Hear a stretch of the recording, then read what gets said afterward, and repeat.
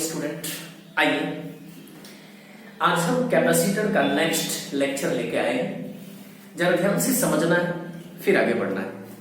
देखिए, आपका क्वेश्चन ही कह रहा है किसी गोलीय चालक की धारिता का व्यंजक प्राप्त करें। ठीक है, यानी कोई स्फीयर होगा, कंडक्टर का होगा और इसके कैपेसिटी का कह रहा है व्यंजक यानी एक्सप्रेशन फाइंड आउट करने के लिए।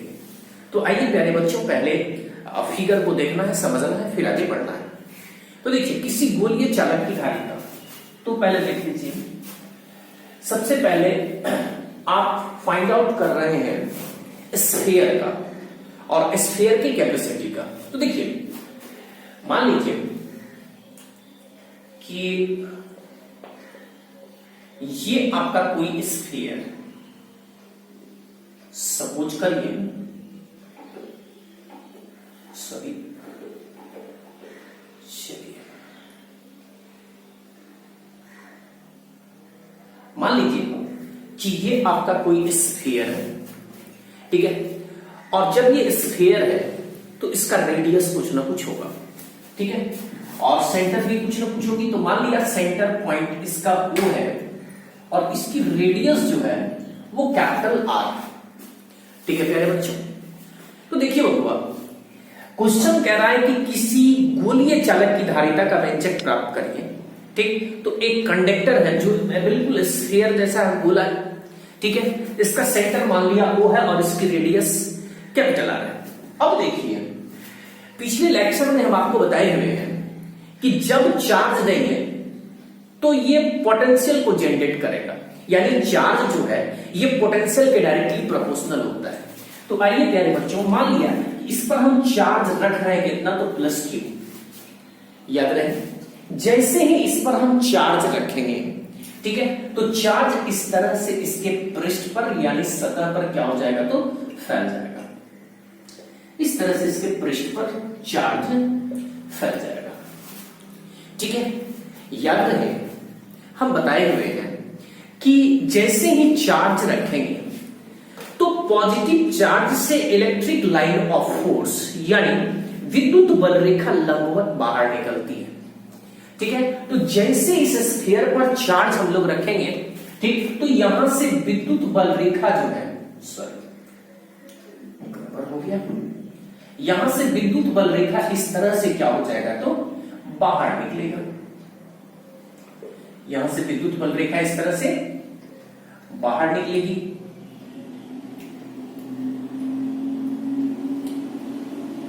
इस तरह से बहुआ विद्युत बल रेखा लंबवत बाहर निकलेगी। तो देखिए, आप कह सकते हैं कि आपके सामने कोई स्फीयर है, गोला है, इस पर चार्ज रखा गया है कितना, तो प्लस क्यू, और इस स्फीयर का रेडियस कितना है, तो मान लिया कैपिटल आर। शायद ऐसा आप कह सकते हैं। याद रहे, क्वेश्चन जो कह रहा है, ठीक, आप उसके अकॉर्डिंग पहले फिगर बनाएंगे फिजिक्स में, और फिर फिगर जो कह रहा है उसको समझ के आप लैंग्वेज दो ही लाइन लिखिए, कोई फर्क नहीं पड़ता है। आप कह सकते हैं, माना कि किसी गोलीय चालक की त्रिज्या कैपिटल आर है, ठीक, इस पर आवेश प्लस क्यू है। तो देखिए, आप कहेंगे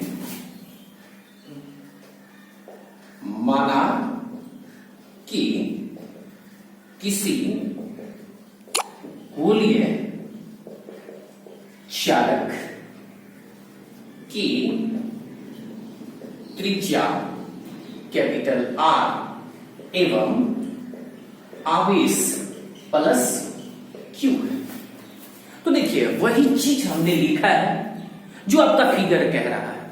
चलिए, उस चीज को हमने लैंग्वेज में लिखा।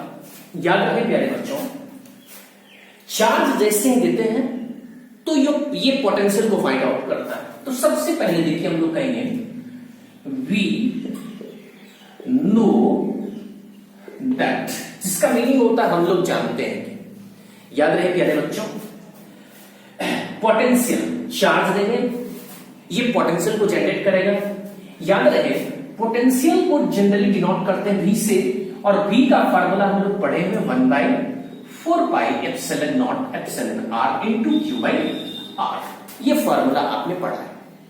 तो आइए इसको मान लेंगे इक्वेशन पहला, बिल्कुल देखिए इजी है। चार्ज जैसे देंगे ये पोटेंशियल को जनरेट करेगा, ठीक है, और चार्ज है, डिस्टेंस आपको पता है, ठीक है, तो विभव का फार्मूला आपने पढ़ा है, इसी फार्मूला को तो हमने यहां रखा है। आप कह सकते हैं पुनः माना कि गोलीय चालक की धारिता C है। समझना है प्यारे बच्चों पहले। अब देखिए आप क्या कह रहे हैं कि पुनः माना कि गोलीय चालक की धारिता कितनी है, C है। आप कह सकते हैं that is C is equal to formula होता है U by V, equation second. चलिए अब देखिए पहला समीकरण को देखिए और दूसरा समीकरण को देखिए, पता चल रहा है कि यहां पर पोटेंशियल का जो वैल्यू है इक्वेशन फर्स्ट में यहां पर एडजस्ट कर देंगे तो कुछ बात बनेगी। आइए आप कह सकते हैं समीकरण एक का मान समीकरण दो में रखने पर देखिएगा आप कह सकते हैं C तो ऑलरेडी होगा ही, चार्ज भी हो जाएगा और पोटेंशियल का formula 1/4πε0 r into q by r हो जाएगा। चार्ज देखिए यहां से आपका खत्म हो रहा है। आप कह सकते हैं चार्ज अगर खत्म हो तो it is implies that C is equal to, देखिए ये थर्ड टर्म है ऊपर चला जाएगा, तो एक चीज ध्यान रखना है यहां पर आपने रेडियस जो है, डिस्टेंस जो है वो स्मॉल r नहीं कैपिटल R माना है, तो इस जगह आप लिख सकते हैं क्या, कैपिटल R, ठीक है, यहां भी आप लिख सकते हैं क्या, कैपिटल R, ठीक है। तो फार्मूला देखिए C is equal to 4πε0 r into R, ये आपकी कैपेसिटी का फार्मूला बन जाता है। गोलीय चालक के धारिता का फार्मूला फाइंड आउट हो गया है। याद रहे हम पिछले क्लास में ही बता चुके हैं कि धारिता को डिनोट करेंगे C से, कैपेसिटी को डिनोट करेंगे C से। आज देखिए स्फीयर की बात हो रही है, ठीक, तो गोला के धारिता का फार्मूला बन गया है C is equal to 4πε0 r into capital R। अब देखिए अगर इस स्फीयर को एयर में रखा जाए, समझिएगा, अगर इस स्फीयर को एयर में रख दें तो याद रहे प्यारे बच्चों एप्सिलॉन r वैल्यू एयर का 1 होता है, ठीक है। तो आप कह सकते हैं in air it is implies that C is equal to 4πε0 और एप्सिलॉन r वैल्यू एयर का 1 होता है और किसी भी संख्या को 1 से मल्टीप्लाई करिएगा कोई फर्क नहीं पड़ेगा, यानी कैपिटल R। C का फार्मूला देखिए आपको मिल गया।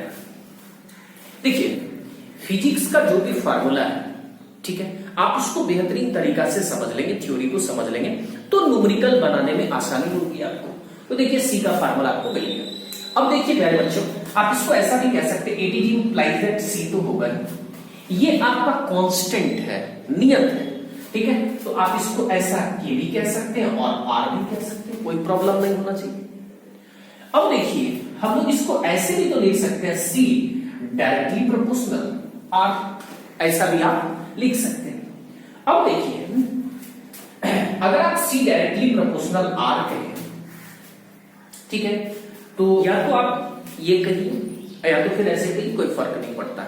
आइए मेरे बच्चों आप ऐसे भी कह सकते हैं। अब देखिए C is equal to formula K into R हो गया। अब देखिए R यहां पर मल्टीप्लाई के रूप में है, गुना के रूप में है, अगर लाइन को भाग के रूप में आ जाएगा, यानी C बटा R इज इक्वल टू आप कह सकते हैं कांस्टेंट यानी K, ठीक है, आप कह सकते हैं C by R is equal to constant. यहां तक परेशान नहीं होना चाहिए, यहां तक पहले देख लीजिए, समझ लीजिए, ठीक है, और बढ़िया से नोट कर लीजिएगा पहले।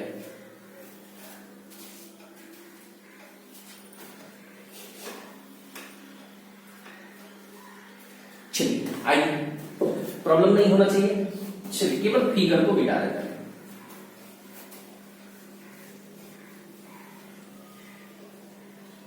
आइए थोड़ा सा और छोटा करिए। देखिए आप क्या सकते हैं, it is implied that C by r is equal to constant. अगर ये कॉन्स्टेंट हो गया तो आप इसको ऐसे भी लिख सकते हैं C1 बटा R1 is equal to C2 बटा R2। अगर इस तरह से आपके सामने आया फॉर्मेट तो आप ऐसा भी कह सकते हैं C1 बटा C2 is equal to R1 बटा R2।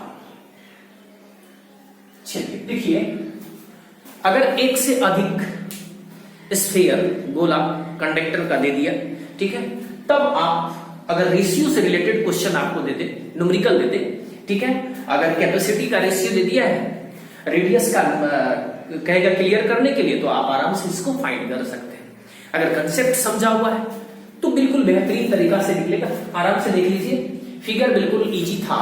हमने एक स्फीयर लिया था, इस पर जैसे ही आप चार्ज रखेंगे, तो याद रहे प्यारे बच्चों, जैसे ही चार्ज रखेंगे, तो पिछले लेक्चर में हम बताए थे कि चार्ज डायरेक्टली प्रोपोर्शनल पोटेंशियल का, यानी चार्ज को जैसे बढ़ाते चल जाएंगे विभव उस तरह से बढ़ता चला जाएगा, ठीक है।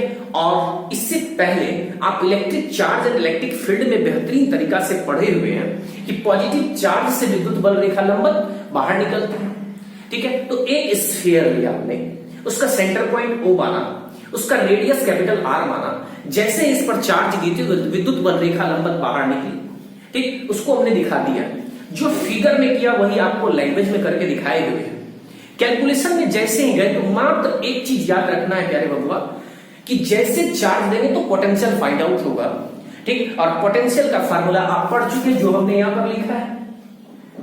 जब चार्ज देंगे पोटेंशियल जनरेट हुआ तो इसकी कैपेसिटी हो गई C, और C is equal to formula आपने पढ़ा है Q बाई V।